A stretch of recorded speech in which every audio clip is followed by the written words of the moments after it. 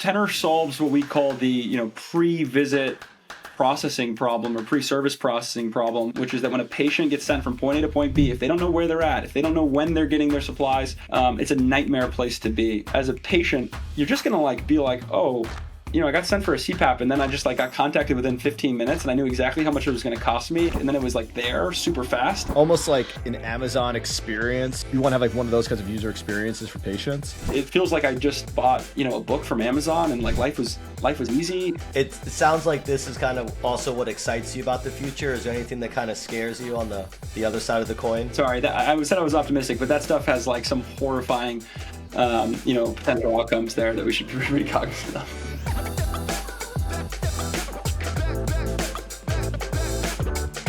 Trey, welcome to the Claim to Fame podcast. How's it going, man? I'm doing well, man. How are you guys doing? Right on. Doing right amazing. On. Busy. We're good. We're good. Yeah. This is awesome. Thanks for taking some time. I know you're a busy man running Tennr, but I know most people probably heard of you by now, but I'm assuming not everyone. So why don't you kind of give us a little bit of background, who are you, what company, what is Tennr, what do you guys do? Let everyone know what you're about. Yeah, no, so Tenor solves what we call the, pre-visit processing problem or pre-service processing problem, which is basically how do you make sure that you get all the documentation in as quickly as possible, into ERPs, contacting patients. And we really focus on three vectors. It's how many patients are we converting successfully by making sure we have qualified documentation on that patient and engaging them quickly. How many denials are we able to avoid by upfront making sure that we have authorizations when that's needed, we got the right payer on hand. And then of course efficiency, how many people do you actually need to do this work and how can we make sure that it's as automated and as light touch as possible. That's the problem that we solve, that pre-visit processing side of things and all the the constant kind of back and forth associated with those workflows. Amazing, Trey. And before we get too deep into this, I didn't warn Alex that we're not allowed to use the letters or the words AI during this conversation. So now you know, Alex.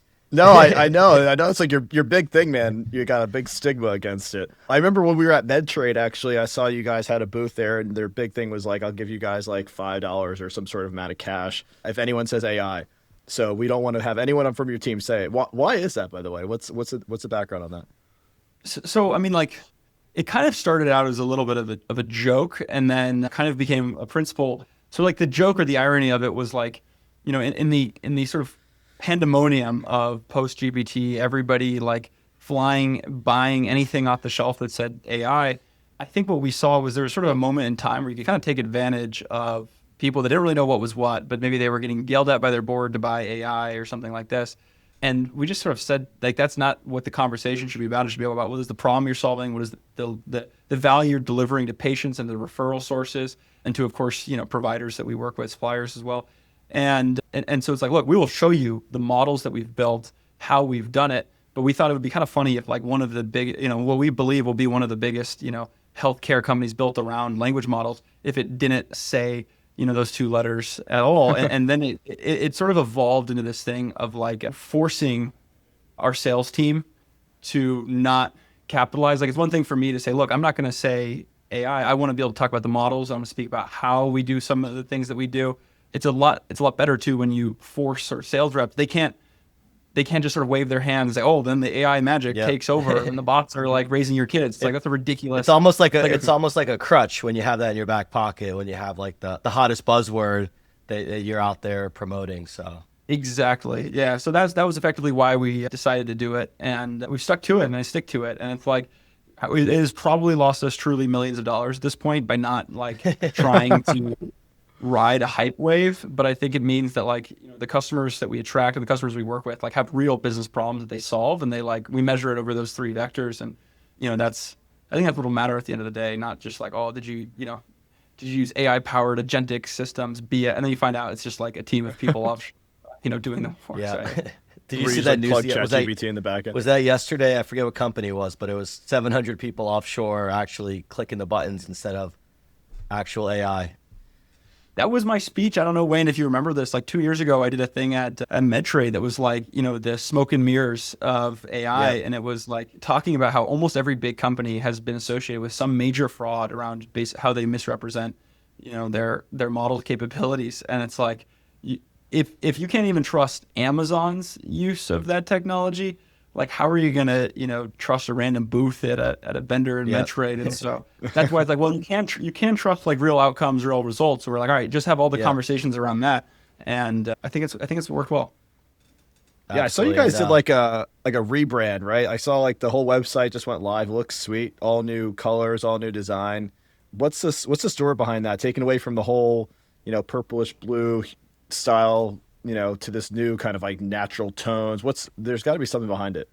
The idea is, with the next chapter of growth, automation is huge. Automation is great. Automation is important, right? We don't want to have so much, wasted efficiency, wasted labor, but it's really more about like providing this incredible referral source experience, this patient experience, and we're calling this sort of like a patient capture platform or patient conversion platform. We have 2 weeks to decide when we're announcing it. So I guess if it's come out, you'll know which way we went.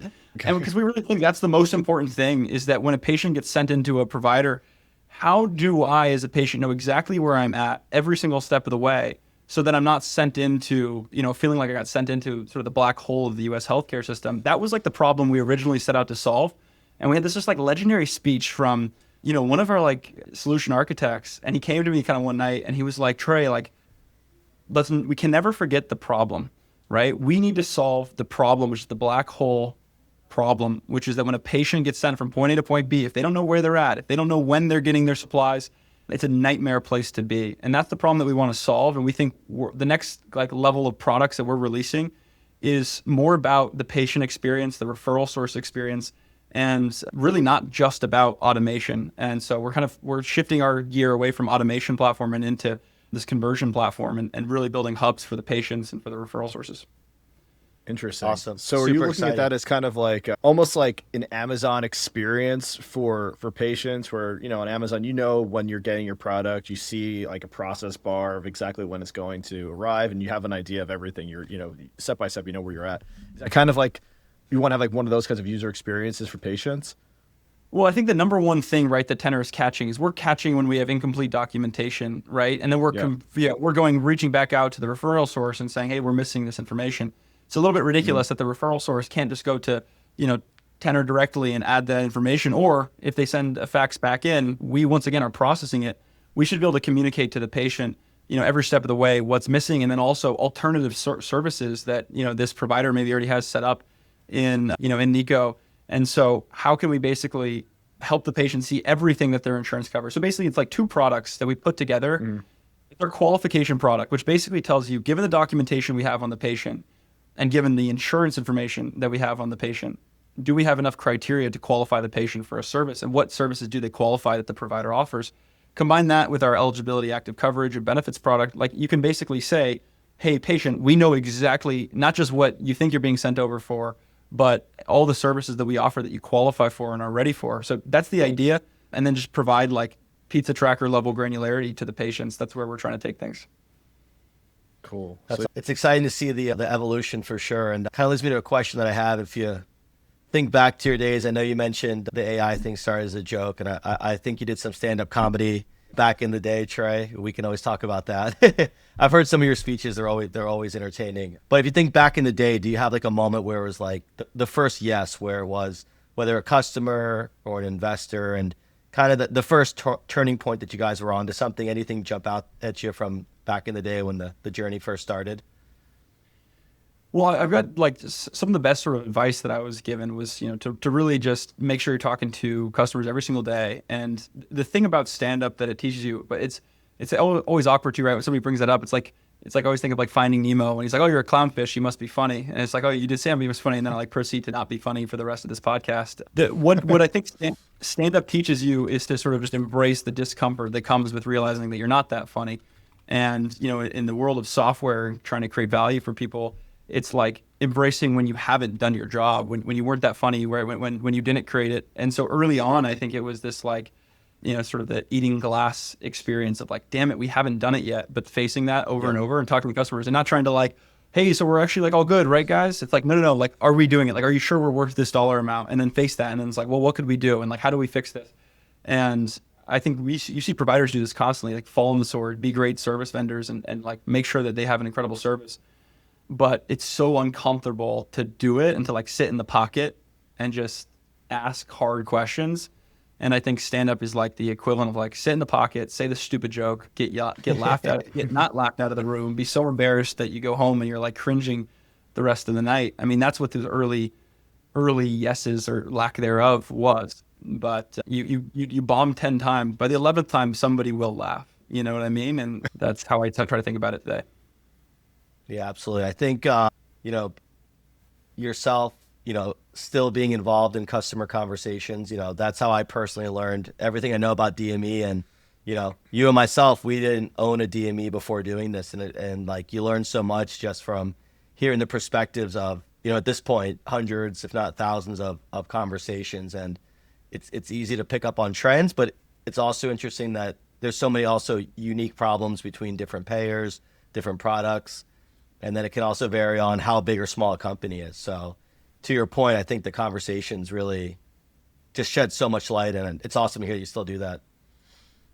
Yeah, and I mean, I'm still just like a total idiot on most things. You know what I mean? It's like we're all faking it until we make it, right? Yeah, yeah, 100%. Well, I mean, I get asked the question every other day that I probably have never heard before. There's a million and one scenarios in healthcare, and DME has so much red tape. It's like you'll get hit with the question that you never even heard before every other day. Yeah, and I think that's the beauty of kind of focus too, right? Is that if you just start if you stay within sort of a domain of competence and you just really own that world, now we're finally at a place where we get to really educate folks, and I'm sure you do that all the time, and that's such a good feeling when you're like, okay, sweet, I haven't had nearly the breadth of experience, but I have the depth in this sort of domain, and I can actually be useful. I love that. That's super rewarding. Well, kind of going off of that. So I know, obviously, when it comes to automation and this sphere inside of DME, there are other players in this space that are kind of doing what it seems like similar things to you. What makes you guys kind of different than what we're seeing out in the space? Because there are other players, and somebody who might not know what might be like, should I look at Tenor? Should I look at these other 5 different companies that might be doing something similar? But what makes you guys kind of stand out? Yeah, well, I mean, I think if you look back at how long we've been building the fundamental orchestration engine of Tenor, we're built for businesses that have complexity and that actually really need to make their operational flows work. We're in chapter 2, maybe chapter 3 of this world, and so most of our customers have tried something else and it doesn't usually work. And the reason it doesn't usually work is that most non-deterministic automation projects fail. And why is that? Well, you kind of see one of two things. You either see cookie cutter products that try to do one thing the same way, and it's usually the same way that their first 5 customers looked, and not really it doesn't really encapsulate the complexities of what it means to take on a patient and make sure that you have everything for them. And then number 2, you see customers or companies that are really kind of just trying to kind of automate anything and sort of trying to do something there, something that, and it doesn't really allow them to build up expertise, like an eligibility and benefits product, building that in a really, really robust and deep way with all the flexibility that requires, costs millions of dollars. I mean, so millions of dollars on development to do it in a not sort of shoddy way. To do a qualification product, to manage payer criteria across, thousands of codes, costs millions of dollars just on the operational side to maintain. And we hire so many contractors that can actually maintain not on the software, but just the rule sets and the codes and the things of that nature. So we've had to basically, where I'm getting at is that I think the problem is so hard to solve for every single provider. And I can't speak to why folks come to us, if they've tried other places, or why, folks continue to choose us. All I can really say is I think the problem's super hard, and it's super hard because you need just enough flexibility to be able to map to the complexity of the business you're working with. But you also don't want to reinvent the wheel at every customer you go to. It's like a super hard sort of balancing act. And I spend most of my time with the product team, and I have an incredible, leadership team and co-founders. And, that's what we talk about behind closed doors is how can you keep making it better, very rarely with, talking about or in context of what other people are doing. Because usually people are just putting stuff on their website, and then you talk to, former customers, none of that stuff actually works. So just try to stay focused on what we do, to be honest, but also not turning a blind eye. I mean, there are certain things, right? We don't do payment posting today. And I think it's a product that should be, frankly, built by, Nikos and the billing platforms of the world that have the real right to win there. But there are people that are building payment post products that I think are going to be totally gutted when billing platforms release their own. And so we also choose not to do a bunch of things that other people are doing, and I have respect for them when they're doing it well, especially. So it's actually, if you actually peek under the hood at what people are good at, there's a number of things that we don't. There's just a couple of players that are doing interesting things. Usually, sort of narrow in on something like maybe payment posting or maybe a resupply workflow or something like that. Yeah, there's definitely power in like a pointed solution, and then it's interesting, like from my perspective, because it's interesting because I feel like in the past, companies like platform companies like ours wanted to do everything and try to boil the ocean, where we have a more unique position of I call it building the ecosystem of next gen players. So, being able to have spokes like a Tenor, and people have all different tools in their tool belts, and, the autonomy these days to try different things also and have them all connect. So it's exciting to see the evolution for sure. It's interesting that more people don't take your lead too, right, Wayne? Because like Salesforce proved, if you build an open platform, other people build on top of you, and then it makes your core fundamental business so much stickier. And like we see the same thing. I mean, we've had a number of prospects, right? Wayne, they're like, hey, we'll only switch to X if it supports Tenor, and what I'm talking about. So like it's like we drive stickiness. You guys create so much value, and there's so much. It's like, but it takes humility to say, like, yeah, like even with all the dollars in the world, like Chevron can't really seem to build an incredible software product. Software is tends to be more like art and focus than it is like pure resource. There's kind of just like a lot of stuff going on in DME right now. It seems like DME is moving faster than it ever has before, just in the past like couple of years. What do you see as being kind of like the next thing in the next 5 or so years? Where do you see this industry going? Because I feel like it's on rocket fuel right now. So the precursor to, I think what you're seeing, or I think like my description of what we're seeing is that like what the internet did for a number of industries, most notably e-commerce. Like e-commerce is the best one to look at, like how e-commerce and fintech boomed because you had structured data flowing through structured rails, right? Like I can send an HTTP request to another system, which allows me to buy a book on Amazon. And that's like, whoa, if I can go and click buy, I get a book out every single time on Amazon. Like that's predictable, it's repeatable, it's awesome. And that is like really just tons of automation. But it's automation that was predicated on having like good structured data that can be automated with. I think what we're seeing is that because language models are so good at structuring data, there's like a boom of automation that opens up, and really then experience that opens up that couldn't be done before. Well, because, hey, Trey, it kind of depends on what I see in the documentation set. And, based on that, I do this. And if I don't see that, then I'm going to do this. And so it made it totally okay to sit on your hands and not really do anything. But in a world where, hey, I'm open for business. You send me an e-fax, you send me an email. And of course, we integrate actually with a lot of the e-portals where people get sent, still clumps of messes that they have to deal with. We're going to take that work, structure it, automate everything that we have to do to make sure you're going to get paid on that patient, and then make sure that data flows where it needs to go, where it's in Nico, and now it's powering the next step of the journey in an automated fashion. So I think what you're just seeing is like a boom of structured data leading to what the promise of the internet really was. It didn't happen for healthcare, because healthcare stayed unstructured for a very long time, because the diagnosis is fundamentally this kind of unstructured, confusing, contextual thing. Yeah, I'm sorry. I can go on like a soapbox about this. Yeah, but this yeah. is why. No. I mean, it sounds like this is kind of also what excites you about the future. Is there anything that kind of scares you on the other side of the coin? I think most of the fear mongering is typically like, you look at who does the fear mongering, it's people that stand to benefit from the vast majority of fear mongering. I think like the work that gets automated is typically the work that nobody likes doing. It's the work that has massive ROI if done perfectly, but it can be really tedious and really sort of frustrating and often tribal knowledge. And so I think that's a little bit overhyped as well. I think there's going to be a boon of new jobs, because suddenly, businesses are going to be flush with cash to invest in better patient, engagement and really just having more humans like do the servicing side of things. So I get generally very, very optimistic. The next big thing is that, we want to do like for us, when this patient journey is like fully upfront digitized, and we have sources of truth for everywhere, I think it's going to unlock, I think we're just going to solve a problem. Like I think all these technologies like put together as a patient, you're just going to like be like, oh, I got sent for a CPAP, and then I just like got contacted within 15 minutes, and I knew exactly how much it was going to cost me, and I knew that, and then it was like there super fast, and I like everything is just like it feels like I just bought,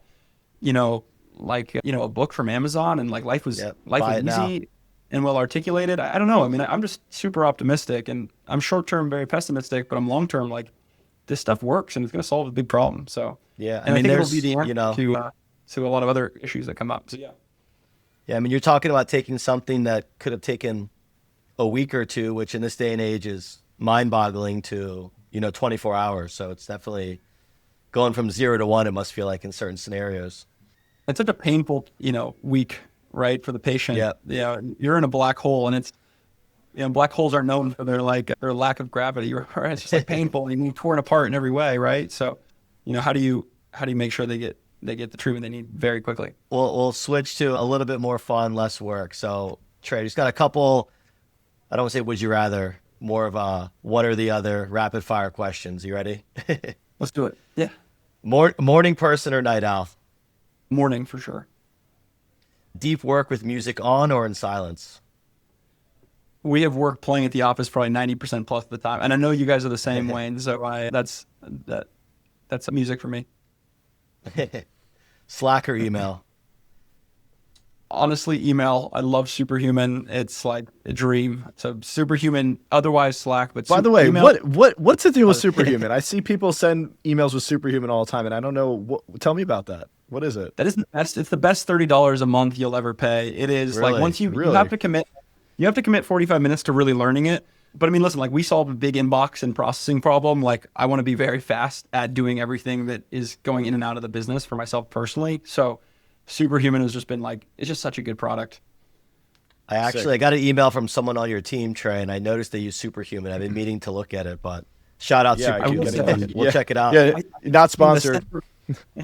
Having the sent from Superhuman is at the bottom is a little dorky, so you'll have to tell me who that is so I can make sure they have iron in their signature. Not that I think it was someone newer, but yeah, I saw it on the bottom. It was a while ago, but it definitely, I mean, shout out to them. It worked, so I looked into it, but I got to look into it more apparently. Here, we'll switch to, would you rather hire for attitude or for skill? Oh man, that's really hard. Like, I'd rather not hire if I have to pick one of those. Yeah, I guess it all depends on the role too. Yeah, totally the role. Yeah, attitude and skill potential versus like maybe just like skill and experience, I would say, if it's a bad attitude, right? That's why I have to add a vector, but yeah. Yeah. Build fast and break things or build slow and stable? I think it really depends on the like context of the product and like where you're trying, like, I don't know, like each product sort of has a different demand is the reality. I think I'd love to see software return to more of like the OG sort of like 99.99% days when people were just obsessed with like smooth, robust, snappy experiences. That's really hard though when you have, no offense, sales reps that are like saying they can do everything under the sun. You gotta catch up, right? If you have that. Yep. So why I'm such an a-hole to our sales team, but so we don't have to be in that scenario. And they're great. Did that personally hit you, Wayne? I'm a no. I take lessons from Trey. I'm a no man now. Do you do this? No. Can we? Anything's possible. Yes. All right, I'm sure. Yeah. Yeah. Two easy ones. Well, maybe not easy. What? Most mind blowing, and I'm gonna use the letters AI, thing that you've seen recently. Yeah. Besides what's doing. No, sure. I mean, I think I won't say anything medical or healthcare.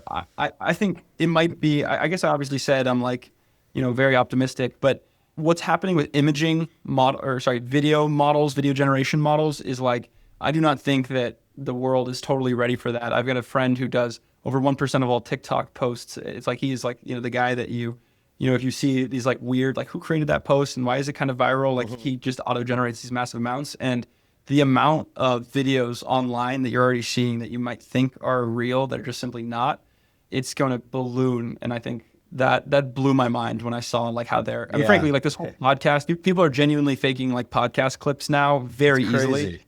Fakes. Yes, totally. And I think that is going to have really interesting ripple effects. Yeah, I mean, I've seen like hilarious like political ones on X. Just people just making the craziest videos you ever seen, and they probably got generated in like a minute or two. and it's just 100%. super hyper And realistic. they look good, man. They look great. really good. It's terrifying, actually. Sorry, I said I was optimistic, but that stuff has like some horrifying, potential outcomes there that we should recut. Maybe that's the answer to the other question. What scares you? Hyper realistic deep fake videos generated via AI. Last one. I think we'll let you go, Trey. If you weren't in health tech, what else would you be doing? Yeah, and also, what else am I afraid of? I'm terrified of drones. I think most kids are going to be afraid of drones the way they're afraid of sharks. And I like, obviously it's like funny, but like drones freak me the hell out now. You watch too many videos on Reddit and you're just like, man, this is so scary. Yeah. So what would I be doing? Especially when they have them York, all, when they're all synchronized, I could see how it's scary. That one's pretty wild. And also what happened in New York, New Jersey area, like all those gigantic drones the size of Range Rovers were flying over like people's houses. No one really knew what it was, but Trump got into office and he said, "Oh, it was just us. Don't worry." But apparently it could have been like a nuclear head that was missing. I don't know. I'm putting my tinfoil hat on, but apparently this is what's happening right now. Yeah, oh my God, it's nuts. Well, to answer your question of like, what else would I be doing? I mean, something to do with supply chain logistics. Like fundamentally, I view like what we say to engineers is that, we have this like awesome mission that we get to be a part of, but it is fundamentally solving a hard, difficult operational supply chain problem. And most engineers are usually if you think about what makes somebody really mission driven, it's usually they're imagining the solution. But if you think about somebody that's really problem oriented and fascinated by really complex problems, they're usually more fascinated by the technicals of how difficult it actually is to get a patient from point A to point B and optimize that experience. It's like, I'm a huge fan of Flexport for the same reason, right? Like it's just getting cargo from point A to point B in theory. Very, very tricky, very, very complex. And I think that's like super stimulating. So that's what I want to be in, probably supply chain logistics for probably something like food if I couldn't be in healthcare. Maybe in another lifetime. Well, awesome, Trey. That was the last question I had for you. Alex, anything else before we let Trey I think Trey's got enough going on. We can give him some minutes back. But yeah, really appreciate you jumping on the podcast with us. And when we're ready, we'll get this your way and we can go live with it on LinkedIn and wherever else you guys get your podcasts. So subscribe and follow for more. Thanks again. Thank you, guys. Absolutely.